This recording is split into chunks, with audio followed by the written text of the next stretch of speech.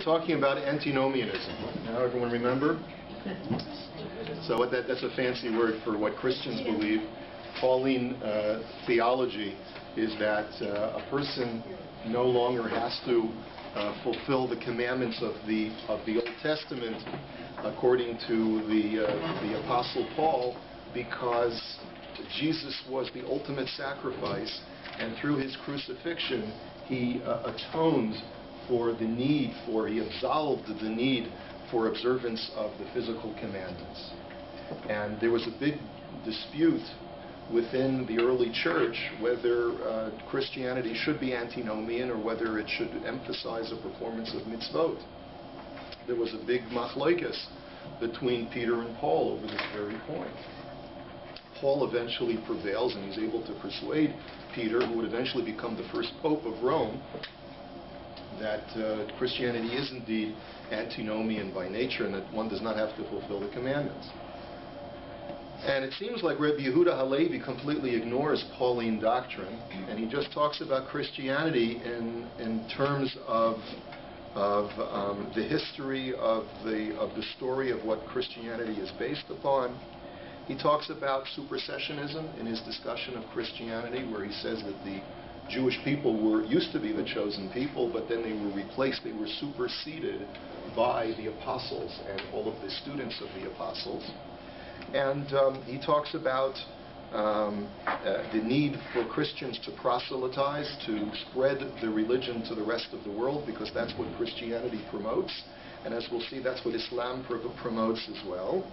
And then in his final paragraph, in paragraph 10 on page 61, he says, our laws and statutes emanate from the commandments of Simon the Apostle, as well as from statutes in the Torah which we study.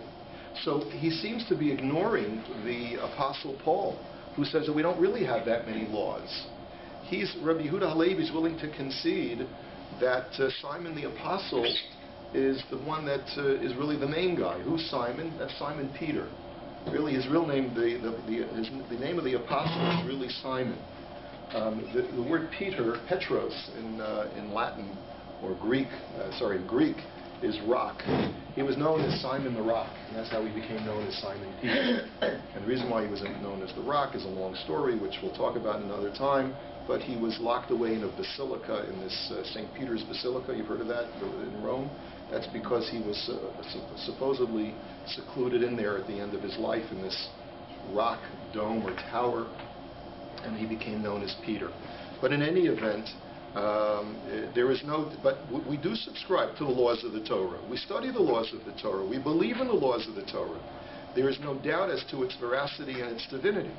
It thus states in our New Testament, in the name of the Messiah, I have not come to negate any of the commandments given to the children of Israel and their prophet Moses. I have rather come to add strength and fortitude to them. And of course this is based upon a passage from Matthew, which was ascribed to Jesus himself, that he says, I've not come to take anything away, I've only come to add to the laws of the Old Testament. So the question is, why does Rabbi Yehuda Halevi sort of just brush away the greatest attack that we could make upon Christianity, which is that it's completely dispensed with any sense of mitzvot? That was the question that we left with. Any ideas where Rabbi Yehuda Halevi sort of leaves us with the impression that Christians have mitzvahs also? So that's our dilemma, and the only suggestion that I have, I don't know whether this is the correct answer or not. There could be a number of different answers. It could be that Rabbi Yehuda Halevi was living in a particularly Catholic, ritual-drenched society, or at least he knew of that society. He was really in an Islamic land, but just north of him was a very, very ritualized kind of Christianity, and perhaps that's the reason why he didn't feel he could pull the antinomian card. But it could also be because he's already dismissed the philosopher. And the philosopher is the one who says, it really doesn't matter what you do in life, as long as you have the proper thoughts. And he wants to differentiate the Christian from the philosopher, because at least the Christian has the advantage of basing his beliefs upon Torah. But as we'll see, the area that the Christian falls short in, he could have chosen to say, well, you're no different from the philosopher, because I had a dream where an angel came to me in a dream and told me that what I do counts. And there is a specific set of desired behavior that the Creator expects of me to do. And if you just tell me that we don't have to do anything because Jesus absolved me, then you're no better than the philosopher. He could have said that. But he's going to take a totally different approach. He's building upon the dismissal that he already made of the philosopher, that there has to be within religion a specific set of behaviors that are inherently desirable because they have some innate quality to them. So I'm willing to concede that Christianity holds that for me. But I'm going to take a totally different approach, which is the argument of irrationality. So, whereas on the one hand, philosophy is completely rational, but at the same time it's completely antinomian by nature, meaning that there's nothing required of me to do in my life, there's a contrast that Rabbi Levi is creating by talking about now religion, which may require me to do certain things in my life, even if I concede that Christianity does have its own set of rituals. But nevertheless, it lacks the rationality. It lacks the logic of the preachings or the ideologies of the philosophy. So that's where I just think that we're headed. I just wanted to just sort of set that up for you so that we understand where we're going now, because now that we've seen the arguments of the Christian cleric, we're going to demolish them. We're going to knock them down.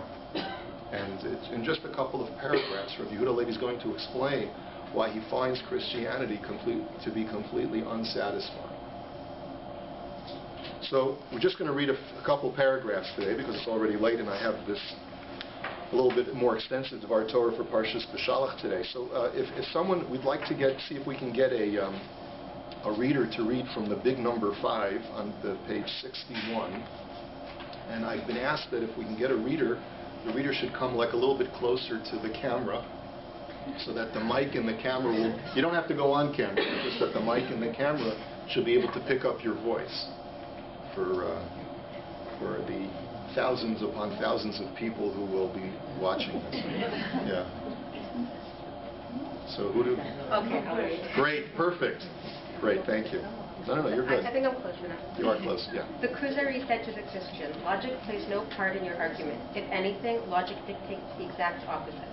When it comes to things illogical, the only way a person will be convinced that reality is different is by seeing something firsthand. When a person sees something with his own eyes, he has no choice but to fully accept the phenomenon as true, despite its illogic. The individual is then forced to reconcile the logic of the case with what he saw and to gradually work out some logical explanation for the phenomenon. A good example of this is found among the empirical scientists. They develop their theories in conformity with logic and also dismiss various phenomena as being logically impossible. But if you demonstrate to them empirically that something they had previously dismissed actually exists, they are forced to revise their theories and find a way to explain the new phenomenon based on the stars or other spiritual forces, because ultimately you cannot deny your eyes. Right. This is a very important paragraph because not only is Rabbi Yehuda Halevi putting forth his rejection of Christianity with this paragraph, but he's also setting us up for any kind of, if we perceive any kind of illogic to the Jewish tradition, we would have to say that the illogic is only prima facie, it's only at first glance that we detect an illogic, because if there was something that was manifest to the Jewish people en masse, then no matter how illogical it might seem, we would still have to accept it. So for example, if someone were to come to you and say that I heard the voice of the divine being bellowing out from atop of a mountain and telling me what he wanted me to do, from a philosophical perspective, that's totally illogical. There's no rational reason why anyone would believe me as an individual telling them that, because they weren't there. They didn't see it. They didn't hear it by themselves. And to think that God would have manifested himself to you and to tell you one specific thing that he wants you to do defies logic. It doesn't seem reasonable. It doesn't seem rational.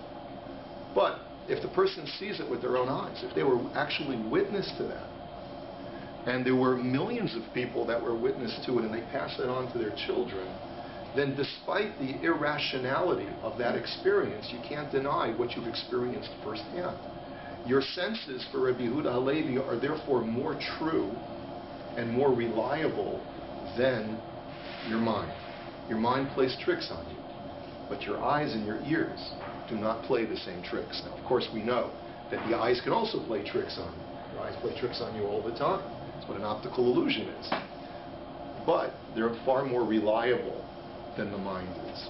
And that's why he says, he says that scientists of our day, Rabbi Yehuda Halevi is talking in the medieval period, develop a theory, a hypothesis, and this whole concept of trying to prove the hypothesis in the laboratory did not, or what we would call modern scientific method, did not become a requirement of scientists until many, many centuries later. Aristotle didn't have a lab in order to test his theories about cosmology. He developed a theory of cosmology, and it was accepted fact because it was logically sound. So therefore, if man perceives that there are concentric, transparent spheres that revolve around the Earth at varying velocities, at different speeds and at different directions, and that's why we see stars orbiting our planet, we don't have to prove it by sending a rocket ship up into space. As long as the math seems sound, and as long as it's logically sound, so then it becomes scientific fact. The only time when something has to be proved in the laboratory is only when the scientific method becomes much more formalized, and that won't happen for many centuries from now. But he says that even the scientists of my day, if they develop a theory and they establish it as scientific fact, and then all of a sudden something comes along that nature proves them wrong, they'll have no choice. They'll have to say, despite the logic of what I thought was scientifically accurate, there's new scientific data that has proven me to be wrong. If I thought, for example, that there's a transparent sphere that's impenetrable that surrounds our planet, and then we're able to send a satellite higher than the sphere I thought that was the ceiling of the sky, then I have to redesign my theory and modify my theory to allow for there's no sphere out there, but rather the stars are independently moving in a certain kind of orbit based upon some other scientific explanation. Because ultimately, he says, you cannot deny your eyes. You cannot deny the empirical data that is presented to you. And so what you're telling me, you the Christian, is totally illogical. That's where we're going. But it's paragraph number 3. In your case, however, you have not shown me any physical evidence to substantiate your beliefs. Furthermore, what you suggest is totally foreign to me. I was not raised with these ideas. Therefore, I need to search more thoroughly until I find the truth. So you have failed me in 2 areas, says the Christian. Number 1, what you're telling me is illogical, that there should be a virgin birth, that there should be this one man who is really God but in human form, that God should be able to assume a human form and be born from a woman, and that he should be a trinity but a unity at the same time.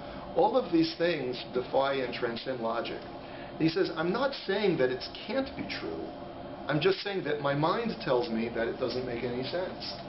And the only way that you can convince me that what you're saying is true is if you could provide me with hard physical evidence that what happened really happened. In other words, I would, if I was in the manger, if I was in that barn where Yashki was born, and you were able to demonstrate to me that genetically that Mary was conceived him by immaculate conception instead of through Joseph, okay, fine. If you can prove that to me, fine, I would accept it.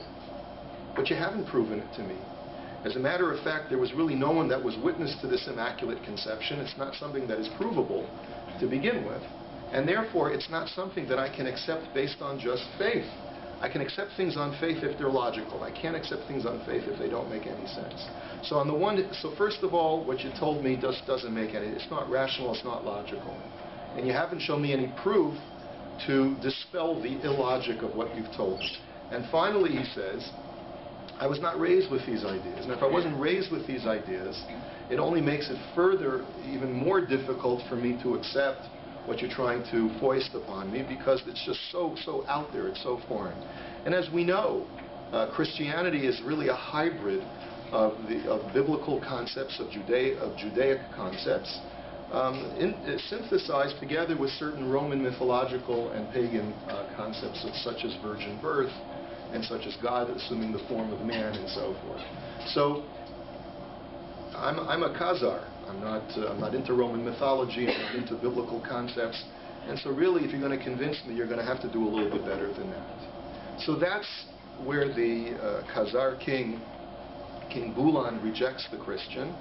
And again, I think it's worth emphasizing that this is not an exhaustive polemic against Christianity. I mean, how many pages did we spend on trying to describe Christianity?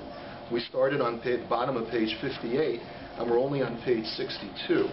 Rabbi Yehuda Halevi, his main agenda is not to prove that Christianity is not the right faith. He really just is building up to. He's getting us to a certain point in the story where we arrive at Judaism. Number one, we've seen the philosopher and we've seen the Christian. So far we've seen that Rabbi Yehuda Halevi can't accept the philosopher because he doesn't promote any specific set of behaviors that are intrinsically valuable. He's rejected Christianity because Christianity does not offer any empirical proof to the illogic of its preachings, of its doctrines and its ideologies. We're all headed towards Judaism. So Judaism is going to have something that is inherently valuable in its behaviors, and it's going to have to offer empirical proof to the seemingly illogical aspects of what our tradition states, such as Maimon Har Sinai, such as revelation on Mount Sinai. The third piece of this puzzle, before we get to the Jewish cleric, will be the Muslim, and that's something that we'll examine next week.